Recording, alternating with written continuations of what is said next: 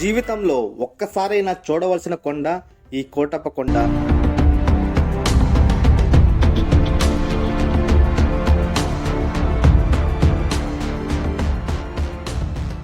మహాశివరాత్రి అంటే రెండు తెలుగు రాష్ట్రాల ప్రజలకు ఎక్కువగా గుర్తుకొచ్చేది ఈ కోటప్ప కొండ.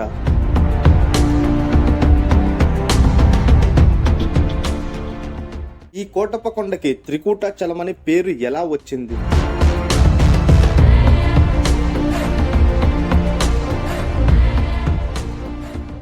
నిత్యం పూజలు అందుకునే తిరుమల దేవస్థానం కూడా ఈ మహాశివరాత్రి నాడే ఎందుకు మూసివేయబడుతుంది?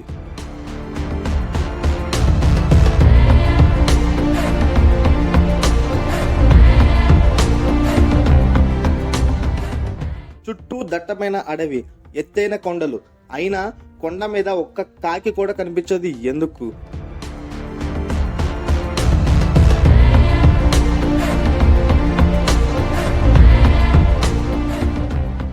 చౌళరాజుకు ఈ కోటప్ప కొండకు ఉన్న సంబంధం ఏమిటి? కోటప్ప కొండ దేవాలయ నిమిత్తంలో శ్రీకృష్ణ దేవరాయల యొక్క పాత్ర ఏమిటి?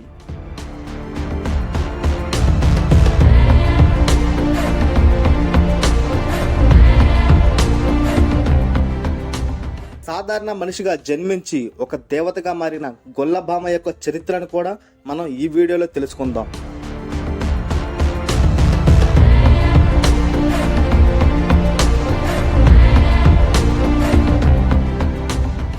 ఈ వీడియో అయితే లాస్ట్ వరకు స్కిప్ చేయకుండా చూడండి. ఇలాంటి ఇన్ఫర్మేషన్ అయితే చాలా ఉంది మన వీడియోలో. మన పల్నాడు జిల్లా వాళ్ళు ఎవరైనా ఈ వీడియో చూస్తే మాత్రం కింద కామెంట్ సెక్షన్ లో మీ విలేజ్ నేమ్ అయితే రాయండి. Hello friends, welcome back to our YouTube channel. ఈ రోజు ఒక సరికొత్త వీడియో అయితే మీ ముందుకు తీసుకురావడం అయితే జరిగింది. ఈ రోజు మనం చేయబోయే వీడియో చాలా అద్భుతంగా ఉంటుంది. ముందుగా మన ఛానల్ వ్యూయర్స్ అందరికీ మహాశివరాత్రి శుభాకాంక్షలు.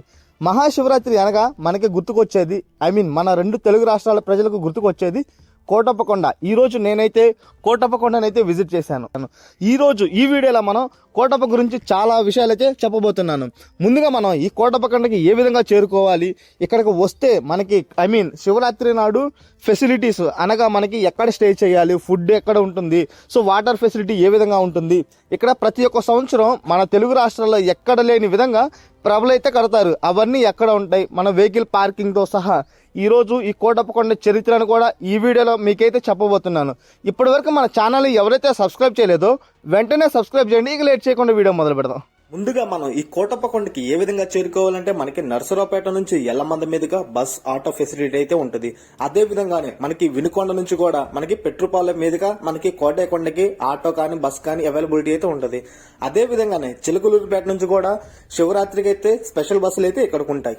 ఇక నరసరావుపేట మీదుగా కోటప్ప కొండ వెళ్తుంటే మనకి ఇక్కడ శివపార్వతులు వారి ఇద్దరు కుమారులతో ఒక పెద్ద విగ్రహాన్ని ఇక్కడ ఏర్పాటు చేయడం అయితే జరిగింది. మీకు ఇందాక చెప్పాను కదా, నర్సరావుపేట నుంచి చిలుకలూరుపేట నుంచి వినుకొండ రోడ్డు నుంచి ఆ మూడు రోడ్లు అనేవి ఇక్కడే కలుస్తాయి. మనకి కోటప్ప కొండ మెట్ల మార్గం దగ్గర అయితే కలవటం అయితే జరుగుతుంది. ఇకపోతే ఇక్కడ స్వర్గలోక అధినేత ఇంద్రుడు, వైకుంఠ అధినేత విష్ణువు, కైలాస అధినేత అయిన మహాశివుడు త్రికోటేశ్వర రూపంలో ఇక్కడ కొలువైన దివ్య సన్నిధిగా ఈ కోటప్ప కొండ పేరుగాంచినది. ఈ కోటప్ప కొండకి త్రికూటాచలం అనే పేరు ఎలా వచ్చిందంటే, ఈ కోటప్ప కొండని ఏ విధంగా చూసినా మూడు కోణాలు అయితే కనిపిస్తాయి. మూడు కోణాలు అనగా త్రికూటాలు. ఆ విధంగానే ఈ కోటప్ప కొండకి త్రికూటాచలం అని పేరైతే వచ్చింది. కాలానంతరం ఇక్కడున్న స్వామివారిని కూడా త్రికూటేశ్వర స్వామిగా పిలువబడుతుంది. ఇక మనకి కోటప్ప కొండ మెట్ల మార్గం పక్కనే వినాయక దేవస్థానం కూడా ఒకటైతే ఉంటుంది. ఇక్కడ కూడా అర్చనలు చేపించుకునేవారు చాలా మంది అయితే ఉంటారు. సో ఇక చూడపోతే మెట్ల మార్గం అయితే ఇదే కోటప్ప కొండ పైకి వెళ్ళడానికి. దీని వెనక చాలా పెద్ద చరిత్ర అయితే ఉంది. చారిత్రక త్రికోటేశ్వర ఆలయం 1172 సంవత్సరం నాటికే ప్రసిద్ధి చెందినట్లు వెలనాటి చోళరాజైన కులోత్తంగ చోళరాజు వేయించిన శాసనాల ద్వారా మనకైతే తెలుస్తుంది.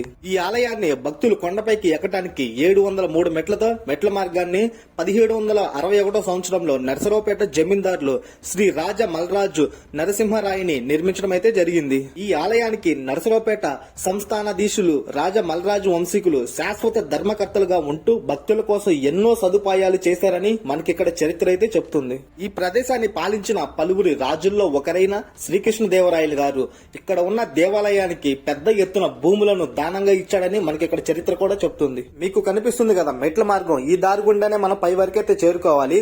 సో మనం ఇక ఘాట్ రోడ్ ద్వారా కూడా మీకు పైకి వెళ్ళి చూపిస్తాను. ఇక్కడ మీరు గమనించినట్లయితే కొండ దిగువ భాగంలో దారి పొడుగున మనకి అన్నదాన సత్రాలు అయితే ఉంటాయి. అంతేకాకుండా ఇక్కడ బసవ మందిరం అని ఒకటైతే ఉంటుంది. ఇక్కడ సేవలు అందిస్తూ ప్రతి ఒక్కరికి అందుబాటులో అయితే ఉంటుంది. ఇక్కడ ప్రైవేట్ గెస్ట్ హౌస్లు కూడా మనకి కొండ దిగువ భాగంలో అయితే ఎక్కువగా కనిపిస్తూ ఉంటాయి. సో మనం ఇప్పుడు కోటప్ప కొండకి పైకి చేరుకోవాలంటే మనం ఎంట్రీ టికెట్ అయితే ఒకటి తీసుకోవాలి. ఈ ఎంట్రీ టికెట్ వచ్చేసి మనకి వెహికల్స్ ని బట్టి అయితే ఛార్జ్ చేస్తారు. మనది బైక్ కాబట్టి మనకి ఒక 10 రూపీస్ అయితే ఛార్జ్ చేశారు. సో ఇది ఉంటేనే మనకి పైకి అయితే అలౌట్ చేస్తారు. యాత్రికులు సాధారణంగా రాజా మల్రాజు నరసింహరాయులు నిర్మించిన మెట్ల మార్గంలోనే ప్రయాణించి ఆలయాన్ని అయితే చేరుకుంటారు. వాహనాల ద్వారా వెళ్లడానికి 1999లో డాక్టర్ కోడెల శివప్రసాదరావు గారు మంత్రిగా ఉన్న సమయంలో ఈ గుడి దాకా చక్కని ఘాట్ రోడ్డు నిర్మించడం అయితే జరిగింది. ఇక్కడ మనకి కొండపైకి వెళ్లే మార్గంలో పెద్ద పెద్ద విగ్రహాలు అయితే కనిపిస్తాయి. వాటిలో ఒకటి బ్రహ్మదేవుడి విగ్రహం. మనకి ఎక్కడా కూడా కనిపించదు బ్రహ్మదేవుడి ఇంత పెద్ద విగ్రహం అయితే. సో ఇంతే ముందుకెళ్తే మనకి ఒక పెద్ద విగ్రహం అయితే కనిపిస్తుంది. అది మనకి శ్రీ మహావిష్ణువు విగ్రహం అయితే ఇక్కడ ఉంటది. మీరు క్లియర్ గా అబ్జర్వ్ చేయొచ్చు. సో నాగపడగల మీద స్వామివారు ఇక్కడ కూర్చున్నట్టయితే మనకి కనిపిస్తా ఉందన్నమాట. మనం అంతే కొండ పై భాగానికి వస్తే మనకి ఇక్కడ చిల్డ్రన్ పార్క్ అయితే ఒకటైతే కనిపించింది. దీని పేరు వచ్చేసి బాలానందం. వీకెండ్స్ లో పిల్లలతో వచ్చినప్పుడు మనకి ఇంటి వద్ద ఉండే పార్కులో ఏవైతే ఫెసిలిటీస్ ఉంటాయో అవన్నీ మనకి ఇక్కడైతే ఉంటాయి. ఇక్కడ ఎంట్రీ ఛార్జీ వచ్చేసి ఈచ్ వన్ పర్సన్ కి 10 రూపీస్ అయితే ఛార్జ్ చేస్తారు. సో మనం లేట్ చేయకుండా ఇక్కడ మినీ పార్క్ అయితే ఉంది, అక్కడికైతే వెళ్దాం. దీనిని మినీ జూ పార్క్ అని కూడా అనొచ్చు. ఎందుకు చెప్తున్నానంటే ఈ జూ పార్క్ లోపల మనకి అనేక రకాల జంతువులు అయితే కనిపిస్తా ఉంటాయి అనమాట. దీని యొక్క టైమింగ్స్ వచ్చేసి మార్నింగ్ 9 to 5 PM వరకు అయితే ఉంటది. సో మనకి ఇక్కడ చార్జెస్ కూడా చాలా అంటే చాలా తక్కువ. ఈచ్ వన్ పర్సన్ కి ఒక 20 రూపీస్ అయితే ఛార్జ్ అయితే చేస్తారు.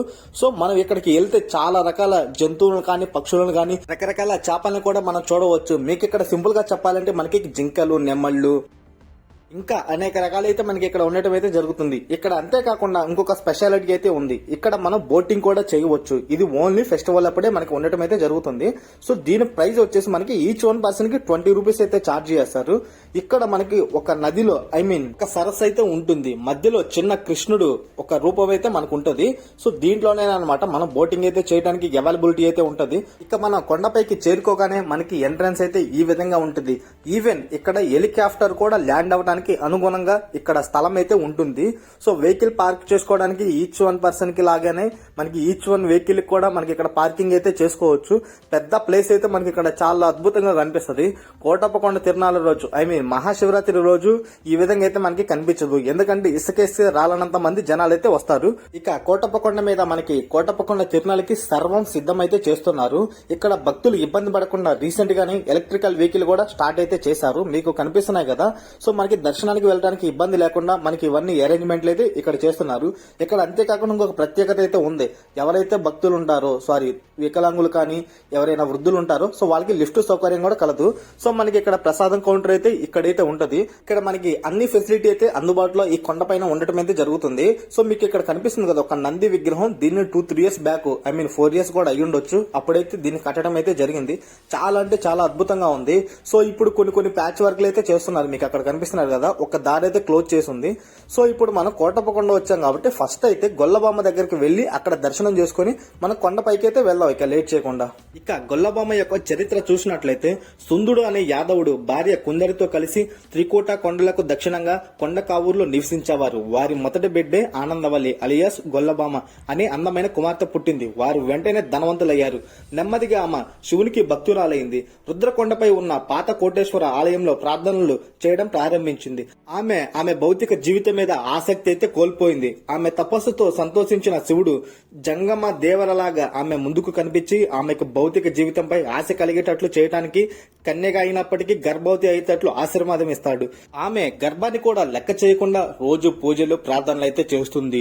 సో శివుడు మరొక విధంగా ప్రత్యక్షమయ్యి ఆమెతో మాట్లాడతాడు. నువ్వు ఇక్కడికి రావాల్సిన అవసరం లేదు, పూజలు కూడా చేయవలసిన అవసరం లేదు, నేనే నీ ఇంటికి వస్తాను, కానీ నువ్వు వెనక్కి తిరగకుండా సో మీ ఇంటికి వెళ్లవలసిందిగా కోరగా ఆమెకి ఎందుకో అనుమానం వచ్చి ఒక్కసారిగా వెనక్కి తిరిగి చూడగానే జంగం దేవల కొండపై ఉన్న ఒక గుహలోకి ప్రవేశించి లింగరూపుడయ్యాడు.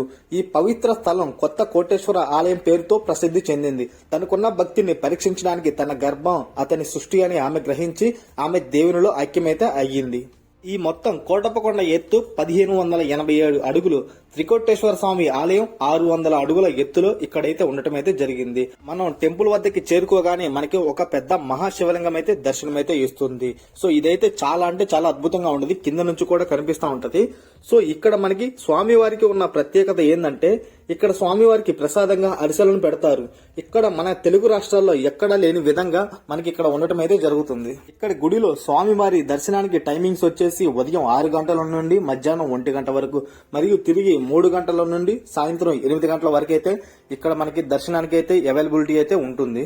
ఈ ఆలయం అయితే చాలా అంటే చాలా పెద్దగా ఉంది. మీకు కనిపిస్తున్నాయి కదా ఈ తలుపులు చూడండి ఎంత పెద్దగా ఉన్నాయో. సో పూర్వం ఈ విధంగా ఉండేవా అని అనిపిస్తుంది నాకైతే. సో ఇక్కడ మన లోపల మెట్లు చూసినట్లయితే చాలా నిటారుగా ఉన్నాయి, మీరు నమ్మరు, ఒక కొండ పైకి ఎక్కుతున్నట్టే ఆ ఫీలింగ్ అయితే ఉంది. సో మీకు కనిపిస్తుంది కదా ఏ విధంగా ఉందో. ఇక్కడ మెట్లు వచ్చేసి మనకి స్ట్రైట్ గా ఉండటం అయితే జరుగుతుంది. సో ఈ విధంగా మనం లోపలికి అయితే వెళ్లి దర్శనం అయితే చేసుకోవచ్చు స్వామివారిని. సో లోపల మనకి స్వామివారి అయితే ఈ విధంగా అయితే మనకు దర్శనం అయితే ఇస్తారు. ఒక రోజు గొల్లబామ శివుడికి నైవేద్యం పెట్టడానికి చల్లని కుండలో పెరుగు తీసుకెళ్తుండగా అనుకోకుండా కాగివాలి పెరుగును నేరపాలైతే చేస్తుంది. అప్పుడు పరమశివుడు ఒక వృద్ధ బ్రాహ్మణ రూపంలో వచ్చి విషయం తెలుసుకొని ఇకపై ఈ కొండ మీద కాకులు వాలకూడదని చెప్పిస్తాడు. సో ఇప్పుడు మనం కొండ పై భాగానికి అయితే వెళ్దాం. ఈ కొండ పై భాగాన మనకి పరమశివుడి రూపం అయితే మనకు ఒకటైతే కనిపిస్తుంది. అదే విధంగా మనం కొంచెం ముందుకెళ్తే ఒక పెద్ద పాము పుట్ట అయితే కనిపిస్తుంది. అది ఎందుకు అక్కడ ఉందో సో మనం పైకి వెళ్లి అక్కడికైతే వెళ్లి తెలుసుకుందాం.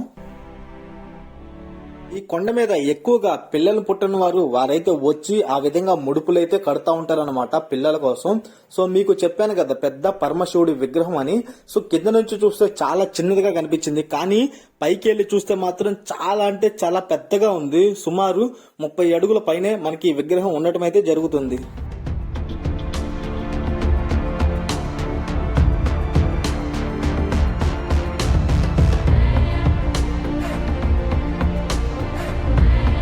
కొండపైకి వెళ్తుంటే మనకి అడుగడుగున ఒక చెట్టుకి ఈ విధంగా ముడుపులైతే కట్టున్నాయి. చాలా అంటే చాలా ఉన్నాయి. ఎంతో మంది పిల్లలు లేక ఈ ముడుపులైతే ఇక్కడ కడుతూ ఉన్నారు.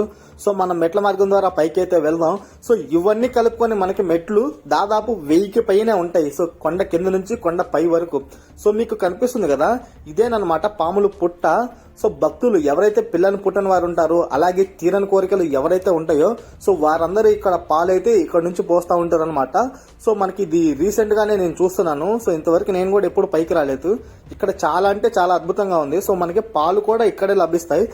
సో మీరు ఇక్కడ క్లియర్ గా అబ్జర్వ్ చేసినట్లయితే మీకు అక్కడ కనిపిస్తుంది కదా ఒక రోడ్డు మార్గం అయితే మనకు కనిపిస్తుంది కాలిబాటలాగా పైకి వెళ్ళడానికి.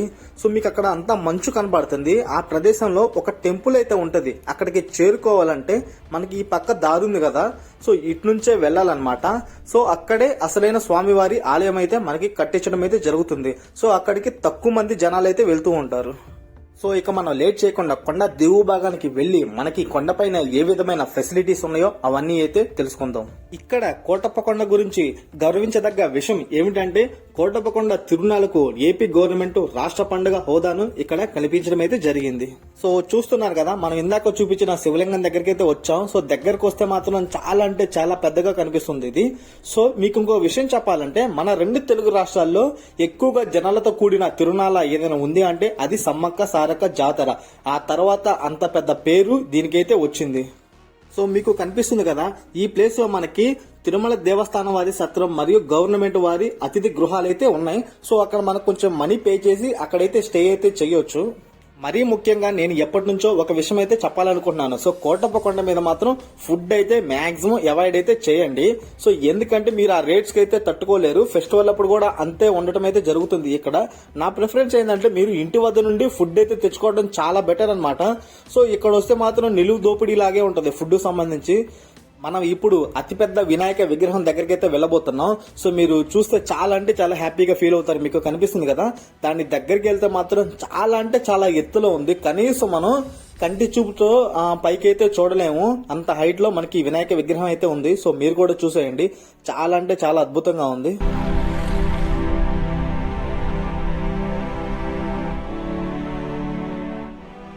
ఇందాక మర్చిపోయాను పైకి వెళ్ళేటప్పుడు. సో చూస్తున్నారు కదా, దీన్ని రాక్షస బలి అంటారు. సింపుల్ గా మన భాషలో చెప్పాలంటే డ్రాగన్ అంటా ఉంటాం. సో మనకి సో ఇది వచ్చేసి ఒక బొమ్మ అనమాట. మనకి చాలా అంటే చాలా అద్భుతంగా ఉంది. సో మనం కొండ పైకి వెళ్ళేటప్పుడు ఈ బొమ్మ అయితే కనిపిస్తా ఉంటది. సో ఇక్కడికి వచ్చి స్టే చేసి దీన్ని కూడా చూసి పైకి అయితే వెళ్ళండి.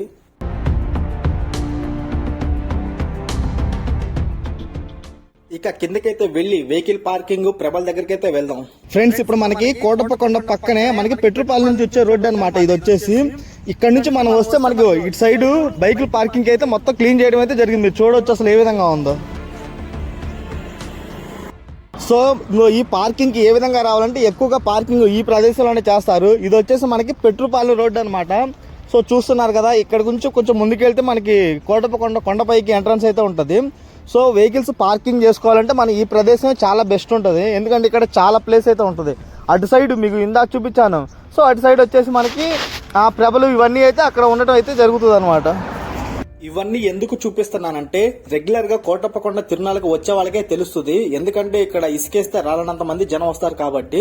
సో మనం ఇందాక వచ్చాం కదా స్టార్టింగ్ రోడ్డు ఎల్లమంద నుంచి, ఆ ప్రదేశం వైపే మనకి ఎక్కువగా ప్రభలు అవన్నీ అయితే కడతా ఉంటారు అనమాట. సో మనకి అక్కడ కూడా వెళ్ళి ఆ ప్లేస్ అయితే మీకైతే చూపిస్తాను ఏ విధంగా అరేంజ్ చేస్తున్నారు. సో మీకు కనిపిస్తున్నాయి కదా. సో తిరునాళ్ళంతా ఇక్కడే ఉంటుంది. సో ముఖ్యంగా జైంట్ వీల్స్ అని అంటే కిడ్స్ ఆడుకోవడానికి, మనం కూడా ఏదైనా అంటే పార్టిసిపేట్ చేయడానికి అవన్నీ మనకి ఈ ప్రదేశంలోనే ఎక్కువగా కనిపిస్తా ఉంటాయి. సో ఇదంతా ఎంప్టీ గ్రౌండ్ అనమాట. సో 2 days బ్యాక్ ఇవన్నీ క్లీన్ చేశారు. సో వాటికి సంబంధించి లారీలు కూడా వచ్చున్నాయి. సో లేట్ చేయకుండా 26వ తారీఖు అయితే తప్పకుండా ఈ మహాశివరాత్రి నాడు ఈ కోటప్పకొండకి అయితే విజిట్ చేయండి. చాలా అంటే చాలా అద్భుతంగా ఉంటది.